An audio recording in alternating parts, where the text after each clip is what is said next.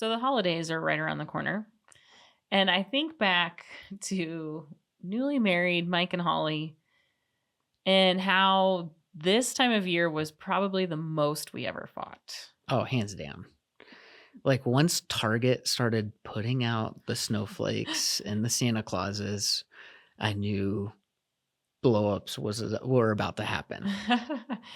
Because, well, I think for us, we fought the most about family. Yeah. And obviously, when you're going into the holiday, you are talking lots and lots of family. Yes. But what was it for you? Like, was it Well, I think it's, like, a little bit of, like, all 3. You have family, right?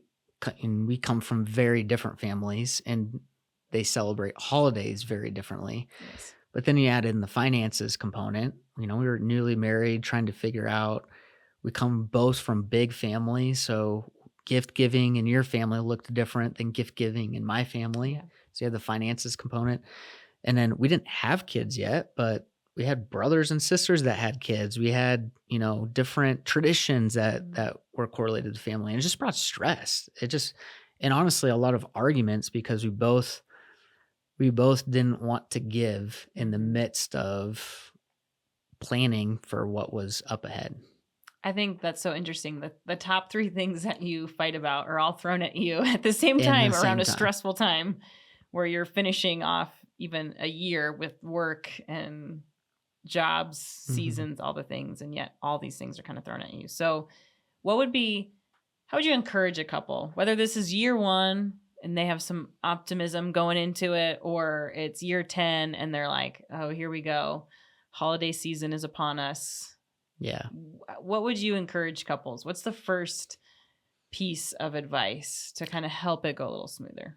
So I think we have 2 different personalities.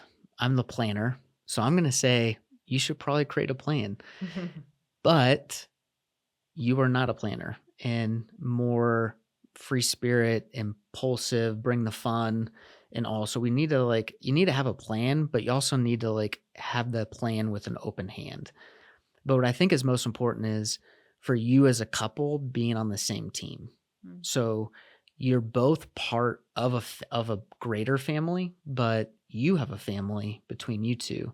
So what are the things, I would get together over coffee and, hey, let's just dream together. Like, if we could do anything over the holidays coming up, what would Thanksgiving look like? What would Christmas look like? What would New Year's look like?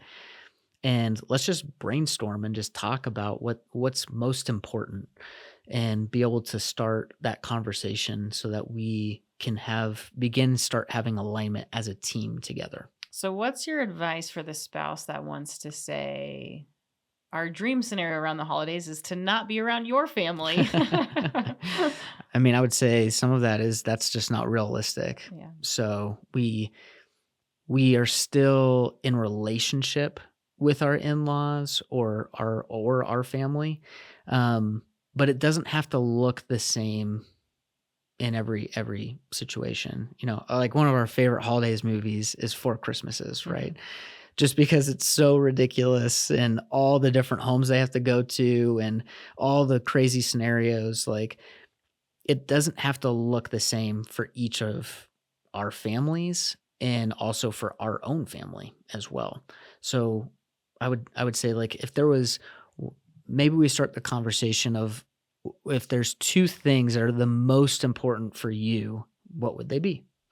And if it's to do every single holiday together in this with my family in this way, you got to do a little bit of give and take, right? That can't happen. I think the major shift for us came when, because like you said, you're a planner, more like, let's just go with the flow. And even if you have one family that does plan and one family that doesn't, I know it would frustrate you as the last minute plans that would come up or things Yeah. that would be expected to be at. And so I remember a conviction early on of feeling like I needed to choose you and prioritize you.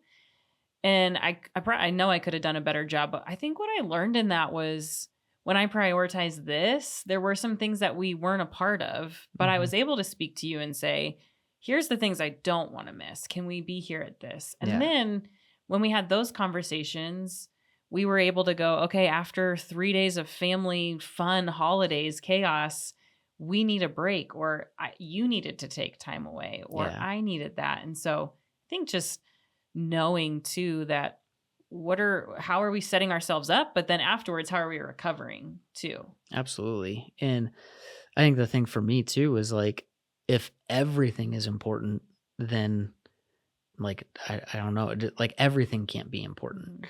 And I wanted to, as well as like a husband with my new wife, like I wanted to create our own traditions. I wanted to create our own memories. And yeah, I wanted different family members to be able to participate in some different ways, but like I wanted us to be able to create those memories and do that together. That was important for me.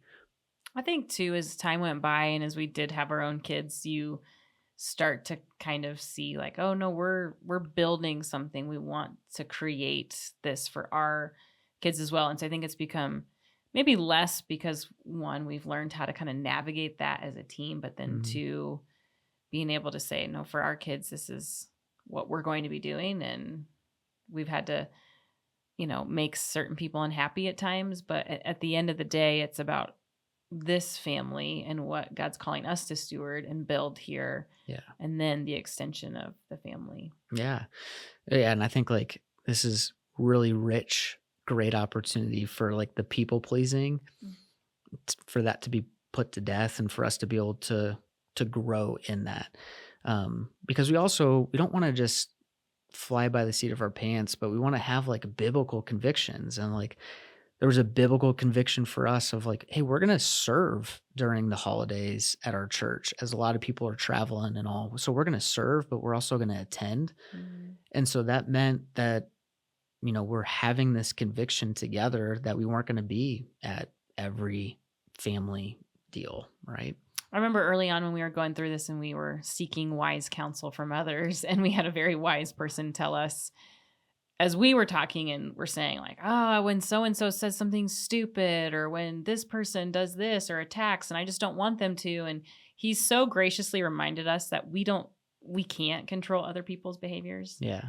We can't form the perfect atmosphere so that our holidays don't feel wrecked, but we can control ourselves, and we Yeah. can control the way that we allow things to eat at us or get at us, or the time that we take with each other. And so I think that was really instrumental for us as we thought Yeah. about it of, okay, it's not that these things won't come. They probably still will come, and something will happen that will not be amazing, but I'm going to choose not to let it just ruin everything Yeah. or allow it to get in between the two of us. Yeah. Because Uncle Charlie's going to say something, mother-in-law is going to do something. Like, there will be circumstances. And it's kind of funny of like, why are we surprised? Like, everybody, there's a lot of people that are also stressed out in the midst of, and they're letting that out in unhealthy ways. So I love that perspective, and I wish we had learned that a little bit earlier. And to give grace to each other. You're figuring out a new family system, a new way of tradition. And as much as our hearts and our physical bodies maybe want to be with our families in the way we remember it, if it's a good thing, it's also just knowing and having grace of building something new Hmm. and stepping into the sacrifices, like you said, of Hmm. just being able to look at the other person and value what's important to you, and Hmm. that my idea may not be the same idea that you have for what a good holiday looks like. And so how can we kind of figure out what that looks like for both of us to consider it Yeah. a win? So, what would you say? We've been married over 17 years now. We've had quite a few holidays. Yes. What would you say is like one of your favorite traditions or things that we do as a couple or as a family now? You know? Oh man, favorite tradition. Honestly, I don't know that it goes back to like a straight tradition as much as it just goes back to seeing both of us take steps to prioritize and build our own. I mean, you came from an amazing family that had such rich traditions, and I kind of thought I was just going to fold into that. And I Mm, love them all. There's yeah. nothing wrong with any of the traditions that your family has. But what I've loved is seeing you kind of step out and go, no, I want to build something new. I mean, it's Yeah. like a broken record. I keep saying that. But, and then to watch our family kind of walk in that freedom of just because it was done this way all throughout your life, we don't Mhm. have to keep doing that. Yeah. So that may not have answered your No, it was question, great. but I love that. And I think we've created fun, different traditions of gift giving, trying to find another family that's in need, or birthday cake for Jesus, or there's a bunch of different things that we've been able to do. And but I think like trying those things and creating space so that we can make memories together is what's so important. and remembering that even when you start a tradition and you don't think it means anything to your kids, but then they want to know where the mini donuts are on Christmas morning that you make every year, but no one ever says anything, that it actually is something that they value and is important. May or Yeah. not be talking from a Yeah, that was a train wreck last year. There will be many donuts. There'll be mini donuts this year. We will make the mini donuts this year. Oh, that's so good. Any last words that you would encourage? I just think the holidays, let's just acknowledge it can all be high stress, but I think it's an opportunity for us to be able to reflect and to be, yes, thankful in the spirit of Thanksgiving, and also to go through the anticipation of celebrating our Christ's birth. Like these are times of as followers of Jesus, we get to celebrate, and these are opportunities for us to celebrate, not be in each other's throats and all. And that happens for us being on the same team.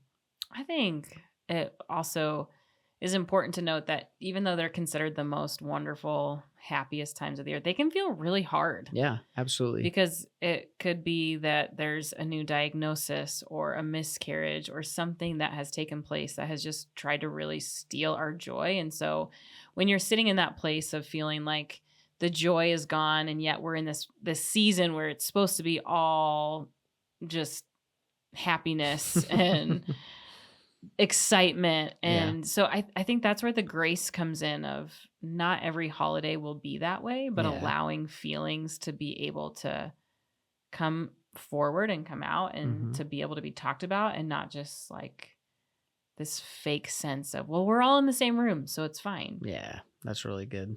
That's just part of being authentic and walking through hard things together in different seasons. Hmm. Yeah, every season counts, right? Yeah, absolutely. The good, the hard, every Christmas. Every Christmas. So this holiday season, you're a team as a couple. Make time to be able to plan, to be able to think through what is important for you individually, but even as you as a couple. Reminder that grace will cover over a lot of things, and that as the stress wants to come in, try not to let it, but look to each other to not only be a team, but show each other what grace looks like firsthand.